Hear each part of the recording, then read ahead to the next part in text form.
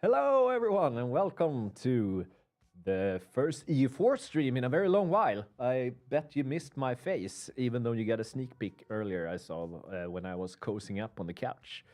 So, hello, everyone, and welcome to this preview or first look at EU4 King of Kings, our next immersion pack releasing for EU4 on November 6th. I hope I said, I didn't blur it out there. So yeah, I'm Björn. I'm the community manager for E4, and with me today I have a new face, stream virgin, if you will, Marcus. Hello, Marcus. Hi. So tell me, Marcus, you were a QA turning into a content designer. Tell us a little bit about yourself. Yeah, so I started as a QA in Tinto last year during the development of Lions of the North and have been involved in Lions Domination and now King of Kings as a QA. And we're now slowly transitioning into a content designer for Tinto. Cool. Yeah. So what we're gonna do here today, we have prepared a little save. We're gonna play as Ardabil. We're gonna start in 1491, and we're gonna try to make it into Persia before the stream ends. But before we jump into the actual game, I thought we would have a little sneak peek at the trailer. Or well, sneak peek is already out there. You've probably seen it, but let's roll a trailer anyway. If Nurgle gets it up. Trailer, trailer, trailer, trailer, trailer.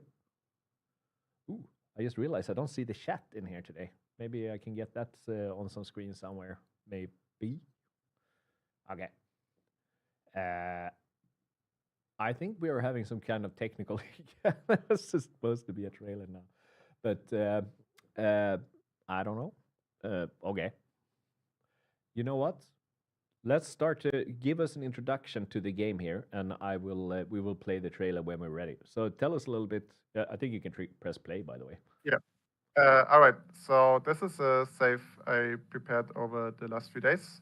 Now we are ready. In the last few hours to show off a little bit of Ardabil and then also Persia, because Persia is not a starting nation at the start of EU4, and you have to form it a little bit. And I chose Ardabil because it has a separate small little mission tree leading it into forming Persia with a lot of very cool small missions that help it to nudge it a little bit along the way.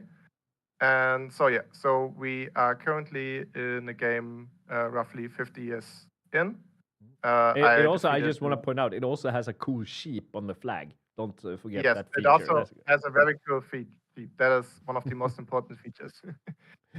Yes, so the initial expansion is done, reconquering your course and defeating the other cool sheep in the area, the Karakyunlu. And now we are very closely ready to fight against the Timurids to get the last few provinces we need to form Persia. Ooh. So I'm just gonna, before we unpause the game, I want to do a little bit of the mission tree. So this usually gets done a little bit earlier than I do, but I want to show off the cool rewards. Yeah. So on this side, we have it all around the Kisselbesh order, with you recruiting some and getting a nice little early boost of 20 army tradition. And this will lead into this one, where you utilize the feudal theocracy mechanics. We're just gonna click all of them. Yes, just get it all. And that means we will be rewarded with a little bit of development and also crownland. So very nice. Also leads to promote piety, so which is a very cool reward. Just running through the entire mission tree in one go. Yes. Yes. Cool. Basically setting it up for the first. Oh, and the Ottomans are calling us into a war. We're allied with the Ottomans. Yes. That's a very easy way to get your initial western border secured. At some point, the Ottomans will probably turn on us, but for now, they love us. Okay. This is one of the coolest rewards in the tree. For 25 years, you get the permanent CP against heretics and heathens that you normally only get with the religious ideas. So we have this now, which makes the conquest a bit easier. We also conquered Shirvan a while ago. Nice little boost with stability and administrative power. This enhances a little bit Ardabil, our capital, makes it more secure with a fortress, and we get a nice temple. And then this as well. This is basically an enhanced version of the generic mission to grow in 50 development. You get basically the same development, but not in your capital province, but in the entire area. And since Adabil has been moved to the Tabriz area, it's also quite large now. So we get this. So it's best to Have a- save that mission until you gather Yes, the entire. Or until you have- will it update even if someone else owns a territory, like a province in that territory? Will it still? No, you would probably you get only the rewards, and then Only the we ones you have own is. All right. Yes. And here is one of the coolest missions we have available, which is into Persia. We get a nice little event, the Rise of Ismail I. And once we click this, we can get Ismail I, the historic ruler who united Iran with Adabil, with the Safavid order. And we will get an awesome heir at the age of 15. So we will give him 565. Damn. and now we have a great heir. And once we are no longer at war with the Ottomans, should secure any day now, we can go to war with the Timurids. Cool. So, So with that, yeah, with that said, let me pause Yes. you 2 seconds. We're gonna Okay. soon we're gonna start playing here the game. But yeah, Yes. I just want to say quickly then. So obviously this is King of Kings, the next immersion pack, which is the main focus of this expansion is Persia, Mamluks, and also a Byzantine. And what do I forget? Brain lapse. What is it? We also have Georgia, Armenia, the Akyunlu and Karakyunlu in the Mesopotamian lands, and Arabia and Yemen Cool beans. in the south of Arabia. So yeah, you're gonna get All right. mission trees and all that, and obviously a bunch of new events, some unit models stuff. But let's check the trailer before we start playing. I say because now I heard from Nurgle that we are ready to show a trailer. Peggy 12. Our history is woven with the threads of rivaling empires. We stood as beacons of power and splendor, our dominions echoing through mountains and valleys. Yet, time cast shadows upon our lands at the rise of the powerful Ottomans. Kingdoms may fade, but embers of greatness never truly die. From the ashes of our past, we will rise again to reclaim our rightful place as mighty empires and restore a legacy that shall inspire generations untold.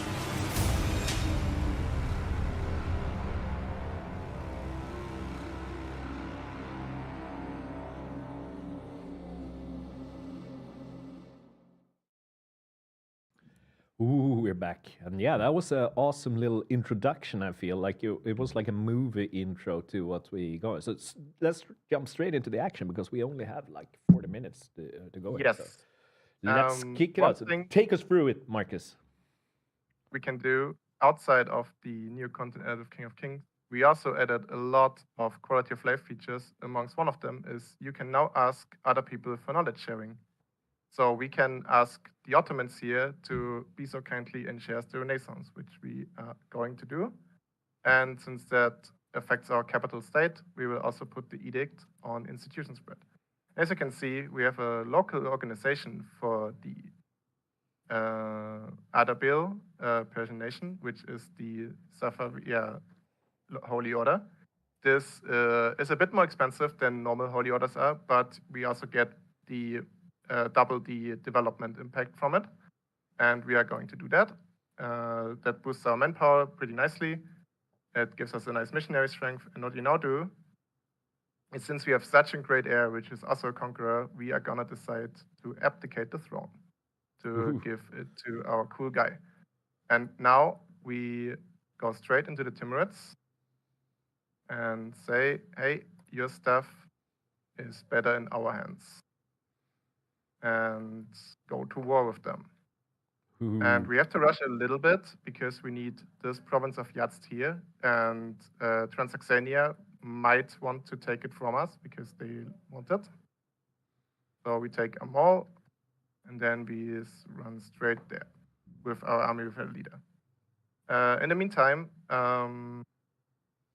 we didn't just add the new mission trees, but also a lot more new government reforms and especially diplomatic actions for the unlocked with the new government with the new missions. So you can have a more diplomatic focused game, for example, as the Mamelukes, which can export grain or sponsor holy pilgrimages to Mecca. Yes. So this war should go relatively smoothly because we have already seen that the Timurids have some rebel problems. And we got Yazd, which is nice, so we can just go to occupy their capital. And they are currently busy here fighting our most trustworthy ally. Ooh, impose new religious tax. Money. Yes, money is always good, which means we can also build a little bit more buildings. I feel there was a missed opportunity. I could have dressed up, like Xerxes from 300 or something. I could say if I could sit there with like gold chains and stuff, piercing. I would love to have gold chains, but sadly it's over the budget or something. I don't know. God damn it! Tell Johan to buy more. Like the project budget needs more gold chains. If we're gonna play Persia, we need gold chains. Damn it! Accidentally passed. We can also hire an advisor. So yeah, this is a relatively easy war. So the Adable mission tree will basically stop at the conquest of Persia. It won't go any further than that. You have the last two missions that I have left now because I speedrun all of this is one little cool thing here, the Rise of the Safavids, which give you a very strong modifier for your current ruler. If you are a great power and you control a big chunk of the Persian lands. And we also have Consolidate Persia, which is a somewhat upgraded version of the generic mission tree, similar to this part here as well, which is, it gives you the same modifier and military and admin and dip power, but also on top 25 power projection. So this tree enhances the one of the generic parts of the mission tree a little bit. So we have a new government reform unlocked. Maintain balance of power. Can you just quickly have a look at some of the new reforms you have there? Just yes. Well, have you picked any new ones? Not yet. The problem is that most of them are unlocked with the once we are Persia. So once we are Persia, we can show off a few of them. That's a good point. I was jumping ahead a little there. I was like, I forgot that we were. We take these lands and then whatever we can add on top of that. All right, this should be enough. Send demands. And now we pour. And now we got a few little more alerts here. And what are these? So this one, you can summon a diet. Basically for all of these three buttons, there are now alerts once they become active, which means the estate gameplay will remind you once you can seize land. And so we will immediately seize land and summon a diet. What can we do? Yeah, that's a nice little quality of life improvement there with the notifications and stuff. This is one of my favorite additions in the in King of Kings because it. I was used to sitting here a lot, waiting for these buttons to no longer be highlighted and to be grayed out. And now I don't even need to do this anymore, which is awesome. Yeah, and I just want to point in here that Marcus obviously is playing really fast because we want to get into Persia and get into the new stuff there.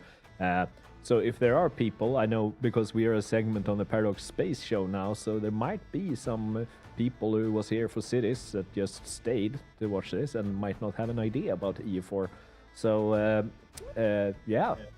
if you want to know more about what EU4, if you want to learn more about EU4, I suggest you go check out. We, for example, have some really cool tutorial videos that Mordred Viking did for us that you can find in our channels. But yeah, basically it's I saw someone in chat saying this looks like Risk, and yeah, we actually used to have it as a marketing tagline for EU4 is "risk on crack" was something we used to describe this game. So So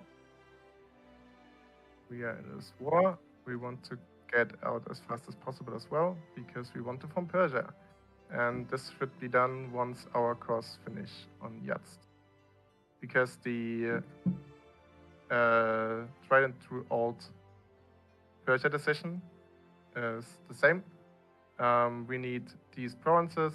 That's what we conquered currently in the war, and then we have forming Persia. So also we have new estates, and as we said as Adabil, we already have one estate of them unlocked, the Kisubesh, which now function as a completely new estate. The estate is mostly focused around being a rival to the emirs, to the nobility, and a lot of their privileges revolve around giving you more special units. We have already taken this one. It's another military estate. The Kisubesh are a special unit that are mainly designed around being pretty cheap, so Adabil can utilize them early to punch above their weight.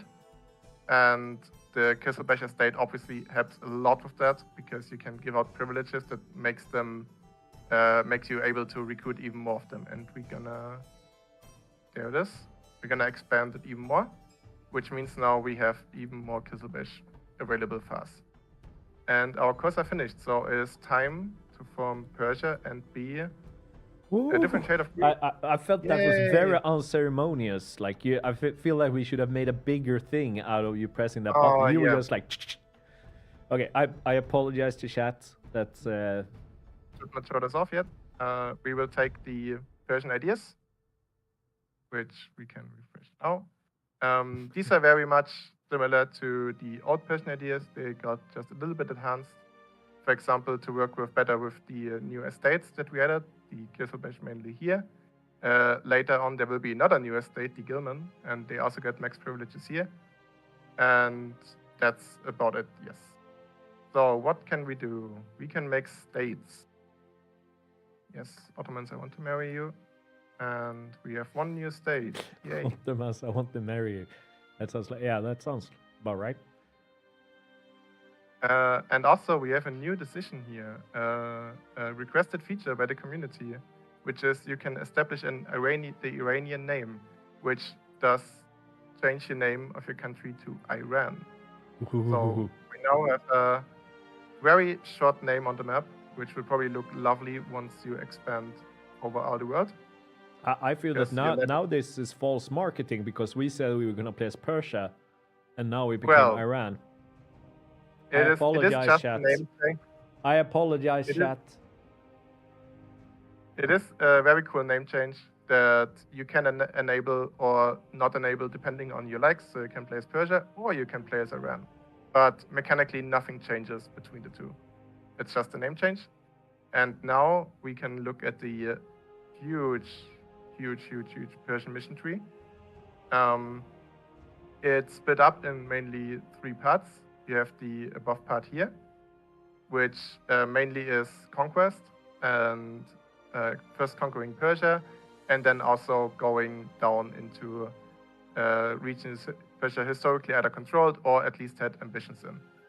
And these 2 missions depend on who forms Persia. So as the Safavids, we have, as Adabil, we have these 2 missions, which is the Legacy of the Safavids, which unlocks us one of the new government reforms. And these can be different depending on who forms Persia. For example, as Mazandaran, you have another one, and as one of the Timurid successors, you can have the Legacy of the Timurids. And, nice. And here we come to the religious directions. And as you can already see, there's a branching tree below it. So we can't really see anything about it. And here it says, gain access to Muslim or the Zoroastrian missions. Reveal the preview branching missions buttons, allowing us to preview and select the follow-up missions. So we're gonna click this. I want to point that out as well, just in case there are people new or returning players to E4. because I know there's a common misconception when people see this and they see the question marks and they think that it's not like it's not done yet. This is new branching missions that we introduced with what was it? Lions of the North. Lions of the North was a branching missions. And now we have technically 4 different buttons here. And once we look over them, we can select the various branches. So if we click here, we see the Zoroastrian branch of the mission tree. This one is the Sunni branch, which is a little bit different from the Shia branch. The Sunni and the Shia branches both share this mission here, which unlocks you a new government reform, which unlocks a new government mechanic. And here we have the Shia, and here we have the Zoroastrian path, which unlocks a separate government mechanic and reform to be more centered around Zoroastrianism. And we will today select the Shia path because it's the closest to Adabil and synergizes the best with Adabil in my opinion. And once you have selected this here, you have the orange one, which means they are not yet logged in. And once you click the check mark here, you will have the missions once you update the window. And the normal white, like every other mission, you are logged into this path now and can complete the mission. In the preview branch, you cannot complete any missions. So we have Iran and the Islam. And of course, it was a natural decision for us. We will move to mysticism right away, which we already are a little bit on. And so which branch are you aiming for, by the way? I missed that. I don't know if you said. This is the Shia branch of the tree. Okay. The Shia and the Sunni branch share a few stuff in between them, but have different ambitions usually around Persia. And we get a nice little bonus to convert the Sunni people of Iran, because there are a lot of Sunnis here still, to Shia Islam. And we also get a neat little center of conversion here, which will help us convert Persia faster. And another alert popped up over here, which is the expensive edicts one.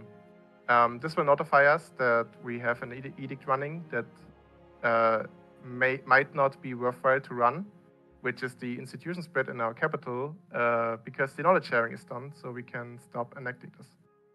And we can start enacting some enforced religious unity here and here, because we want to convert as fast as possible. And then we start conversion on those. Yep. And I want to fill in here that you're saying, because we get some season comments in the chat there and stuff. So if you are new to EU4, if you don't own, we have a subscription service now. So this King of Kings will be available in the subscription service from day one. So if you want to start playing EU4 and you don't want to dish out the $400 or whatever it is for everything, you can just pay a little nifty little $5 a month and you will get everything for as long as you pay, of course. But it will. So that it will take quite a few years to get up to the price of the entire package if you do subscription service. So if you just want to check it out for a month, $5 and you can try the entire game. And then if you don't like it, you can always cancel it. But hopefully you'll stay with us.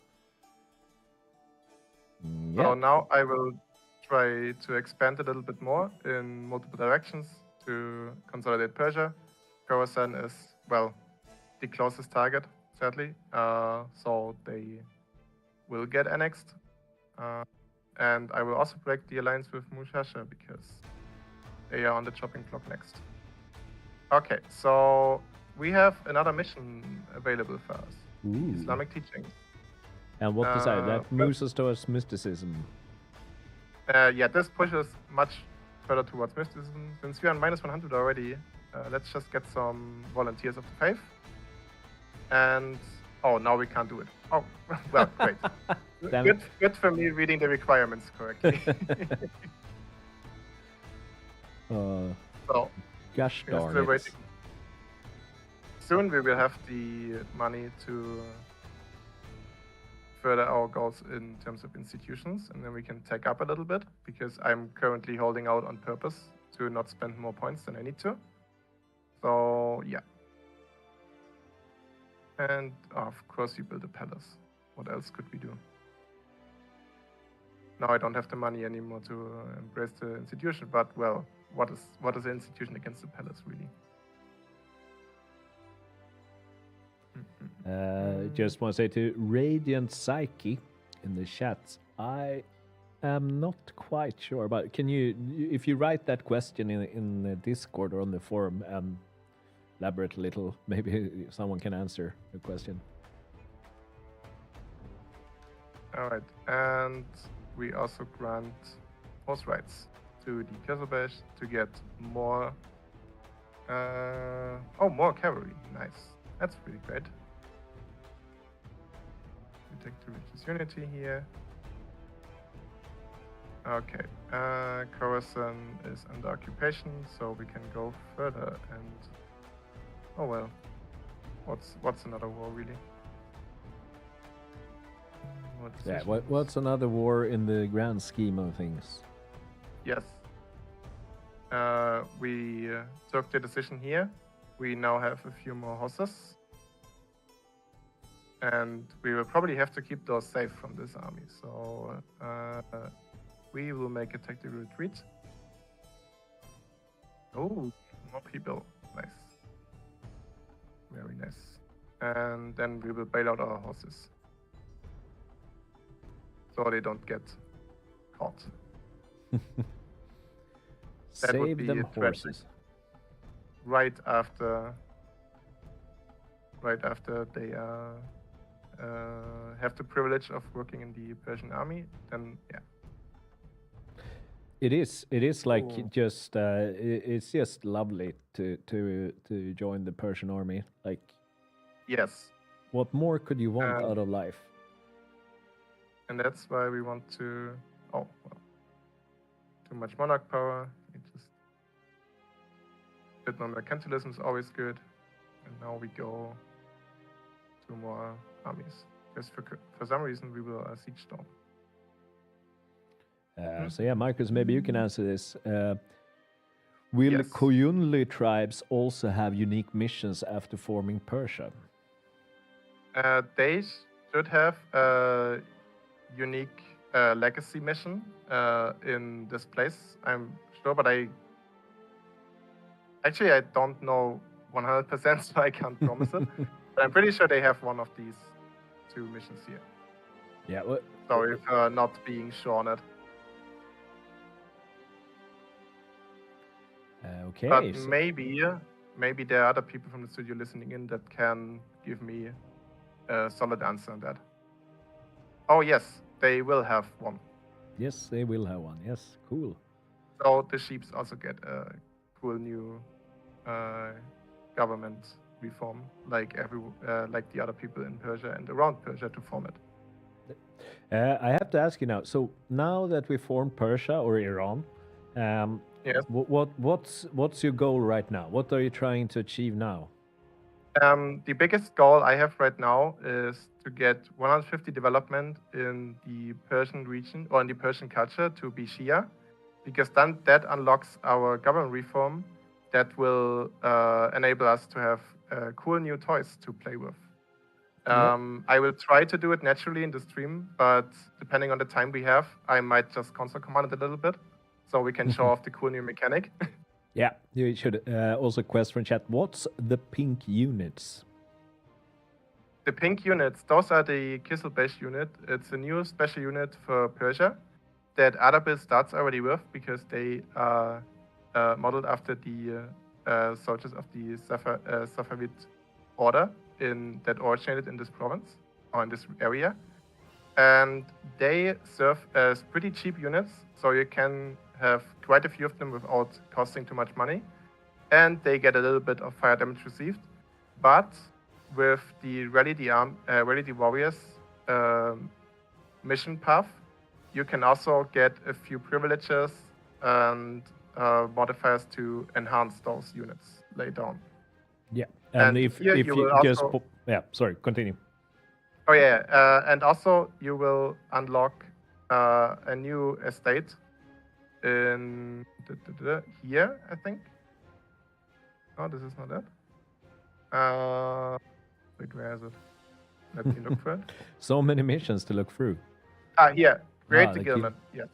Once you conquered a part of the Caucasus and have barracks and training fields in them, you can create a new estate, which will serve as another rival for between the emirs, the Kizilbash, and, well, themselves. Which means you will have lots of fun balancing three different military-oriented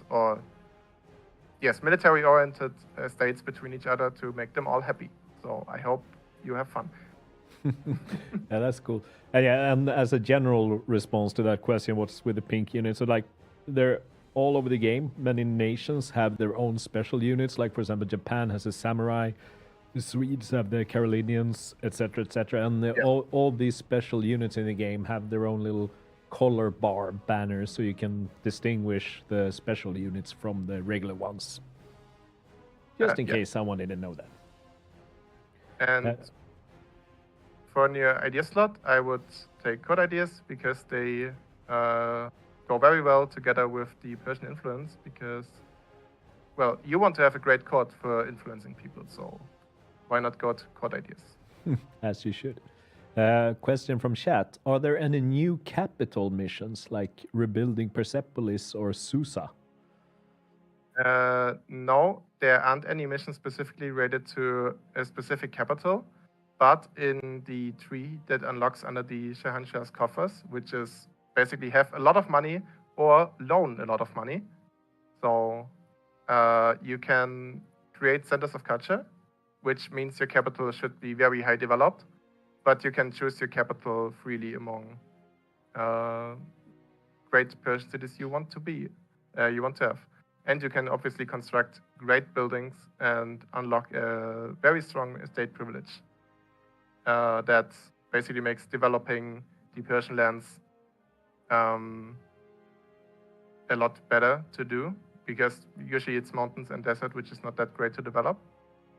Okay, this now takes a little bit too long, so I will do a neat little trick called Yes Man. Everyone close their eyes. Nothing's happening here. There's no cheating going on whatsoever. We would never cheat.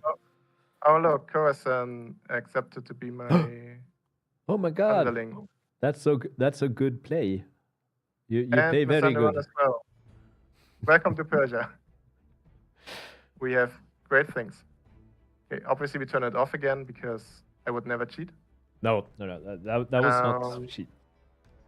Let's see if we can get to the Persian influence. Oh, it doesn't look good. Yes, so 150 development in the Persian regions means you will have to conquer some of the lands that.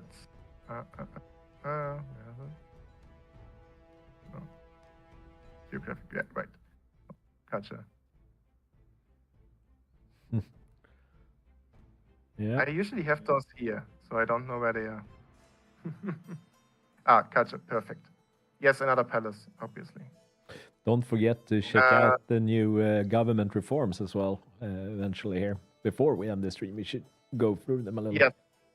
Yes, that's so we have the Persian government, which was introduced in 1.35 already, which stays around as your starting government reform for Persia, which has the feudal theocracy mechanics and a little bit of goodies on the side.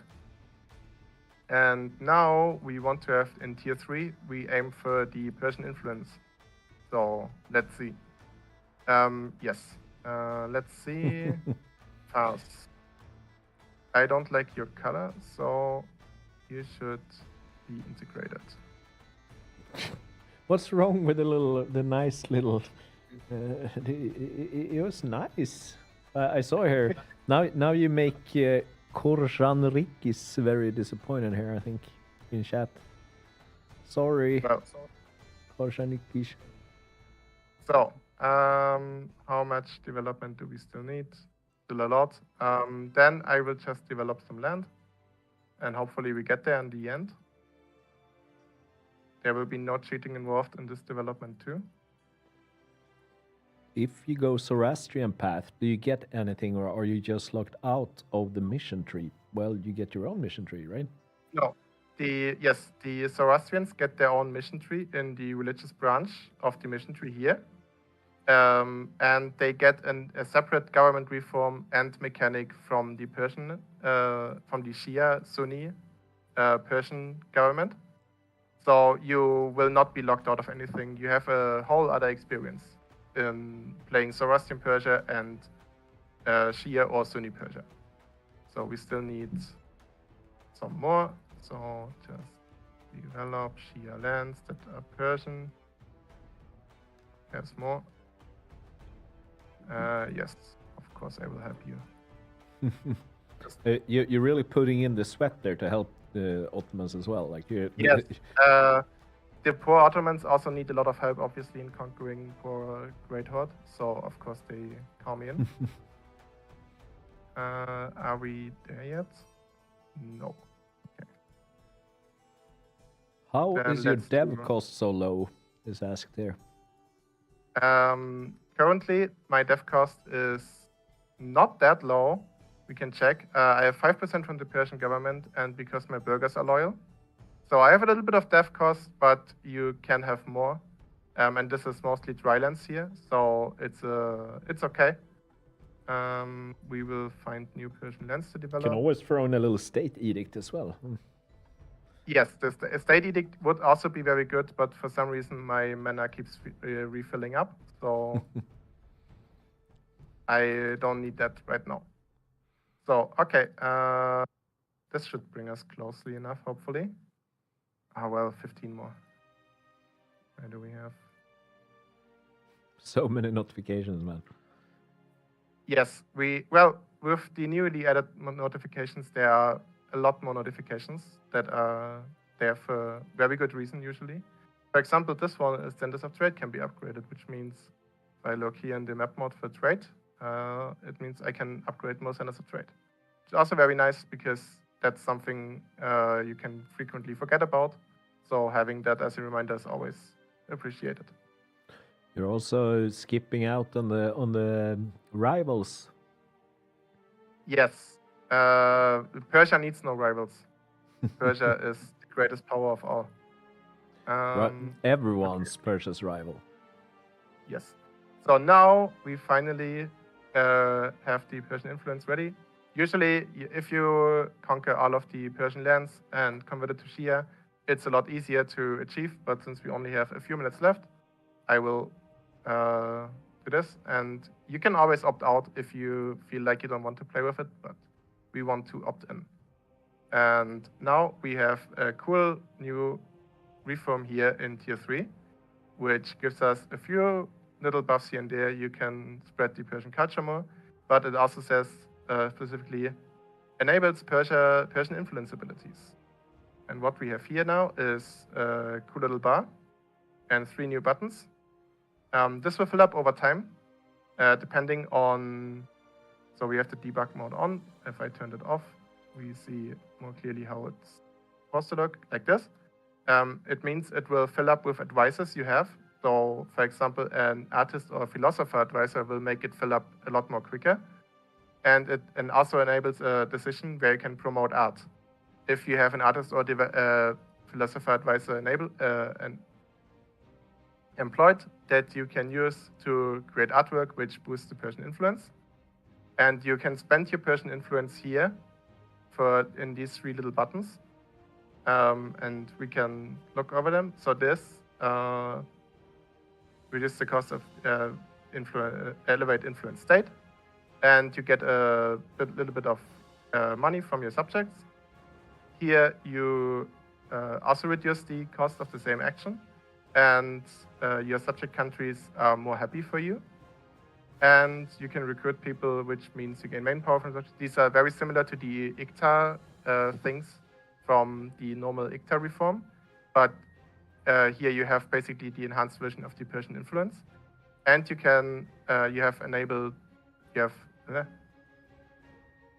have new diplomatic options enabled, which means you can invite people to your sphere of influence.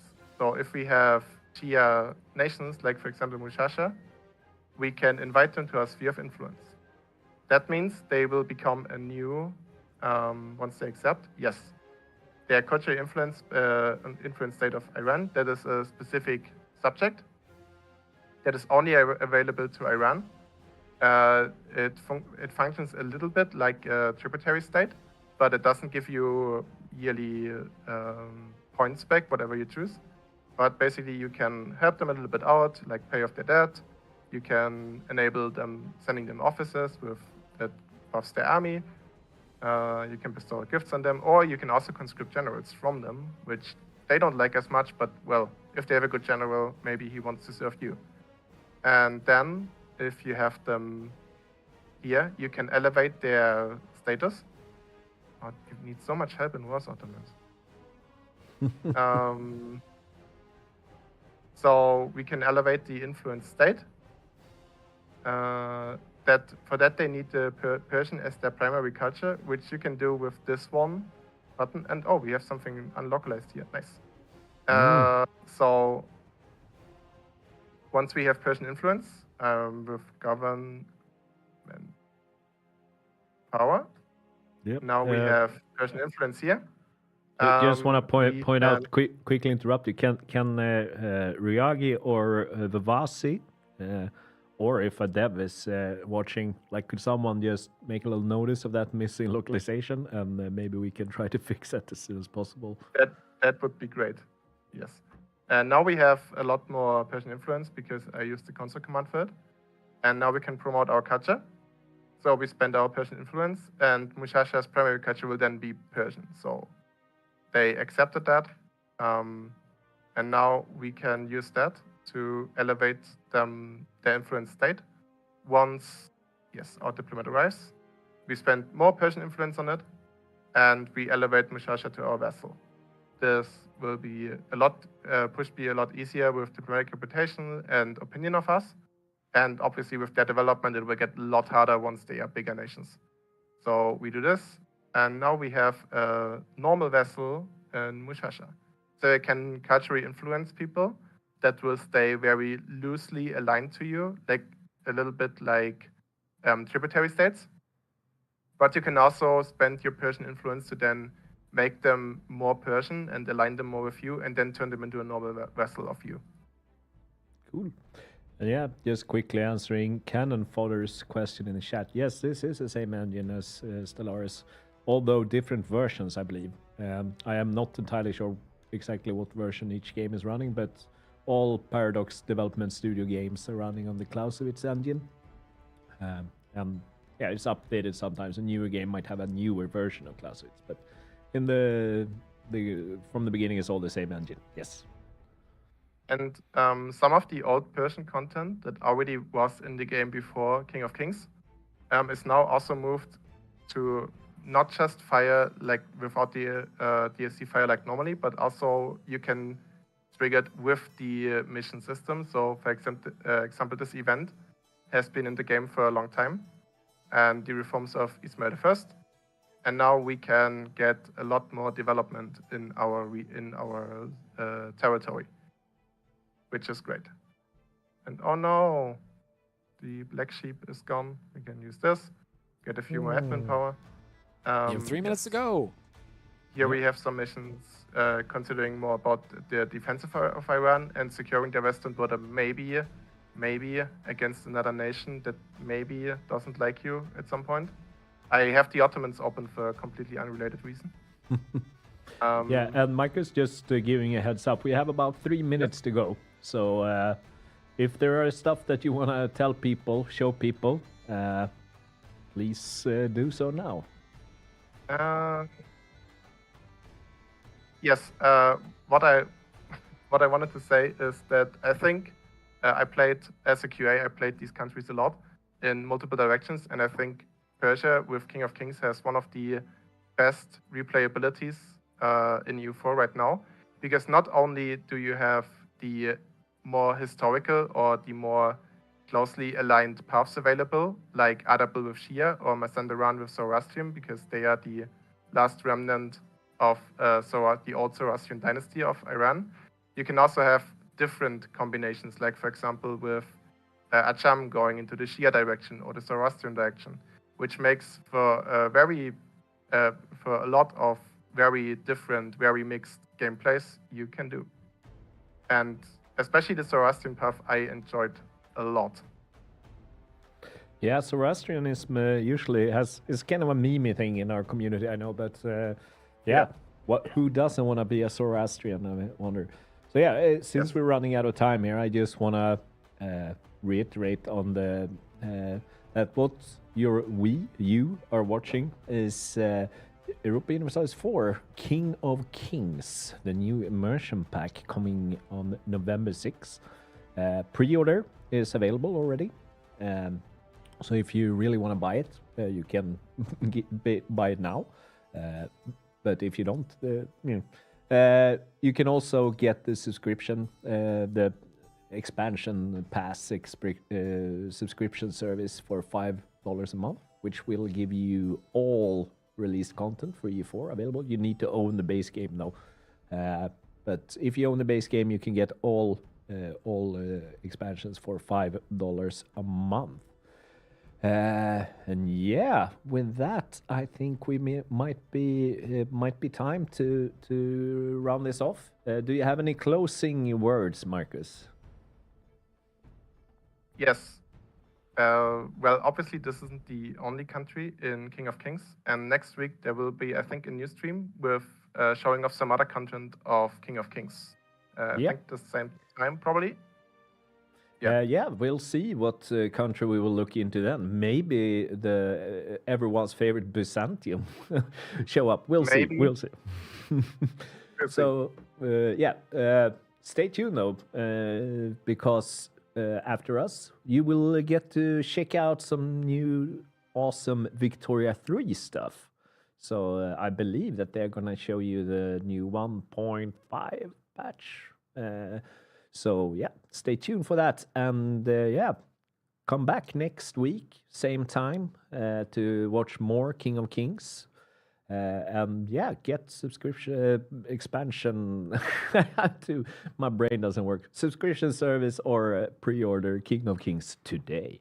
Thank you, Marcus. You did well on your first stream. It was interesting to hear. You are it's a lot of information to cram into a very short time. So you can obviously watch this as a VOD afterwards if you want. It should be available through Twitch, previous streams, and we will try to get some little YouTube edit out for you so you can watch it on YouTube later as well. Thank you, Marcus, again. And thank you for watching us, everyone at home. And have a great rest of the day, evening, and so on. Take care. Bye-bye. Have a nice time. Bye.